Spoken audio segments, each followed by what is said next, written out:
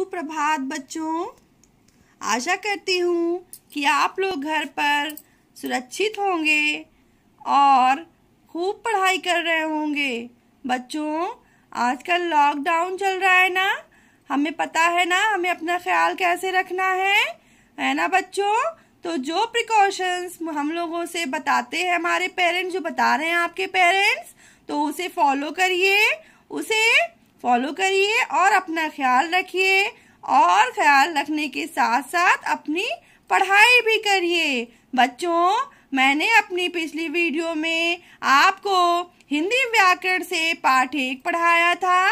बच्चों, पाठ 1 आपका समाप्त हो गया था ना। फिर हमने अभ्यास कार्य करना शुरू कर दिया था।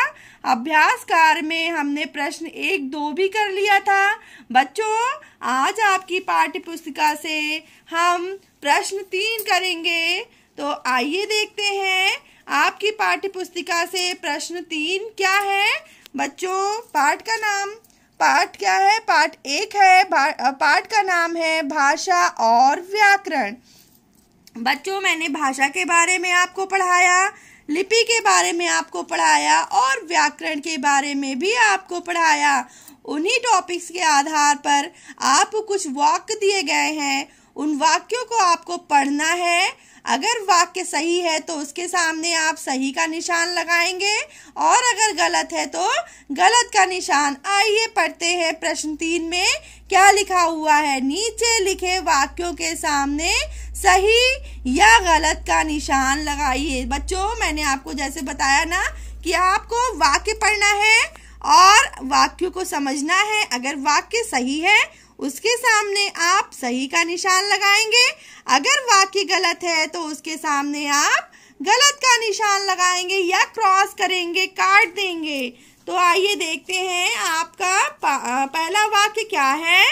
भाषा द्वारा हम अपनी बात दूसरों के सामने प्रकट करते हैं। बच्चों, आपकी पाठ्य पुस्तिका का पाठ 1 हमने पढ़ा, तो देखिए इसमें मैंने आपको भाषा की परिभाषा पढ़ाई थी। भाषा की परिभाषा में क्या लिखा हुआ है? भाषा के द्वारा हम अपनी बात दूसरों के सामने बोलकर या लिखकर प्रकट करते हैं। बच्चों, यहाँ पे क्या वाक्य लिखा हुआ है? भाषा द्वारा हम अपनी बात दूसरों के सामने प्रकट करते हैं। अब चाहे वो बोलकर हो या लिखकर हो। तो बच्चों, ये वाक्य क्या है? ये वाक्य सही है। यहाँ पर हम सही का निशान लगाएंगे। अब आइए देखते हैं दूसरा वाक्य क्या है। आंध्र प्रदेश में तमिल भाषा बोली जाती है। बच्चों, मैंने आपको भाषा की परिभाषा पढ़ाई थी, उसके बाद मैंने अलग अलग राज्यों में बोली जाने वाली भाषाओं के बारे में भी पढ़ाया था। देखिए यहाँ पे राज्य का नाम आंध्र प्रदेश लिखा हुआ है और भाषा कौन सी है? तेलुगु। आंध्र प्रदेश में कौन सी भाषा बोली जाती है? तेलुगु भाषा।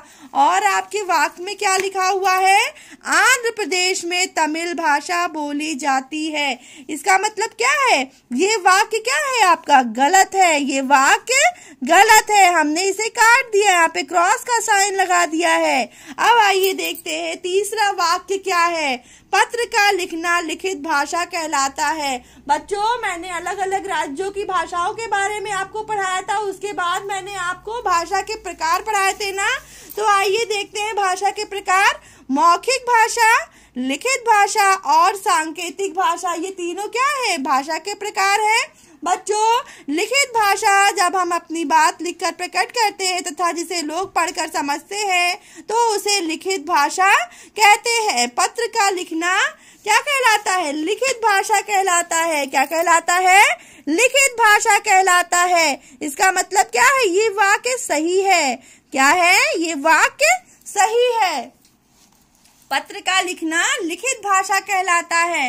अब हम पढ़ेंगे चौथा वाक्य। उर्दू भाषा रोमन लिपि में लिखी जाती है। बच्चों, लिपि की परिभाषा हमने पढ़ी थी ना। भाषा के लिखने के ढंग को लिपि कहते हैं और अलग अलग भाषाएं अलग अलग लिपि में लिखी जाती है। देखिए, हिंदी भाषा देवनागरी में, अंग्रेजी भाषा रोमन और उर्दू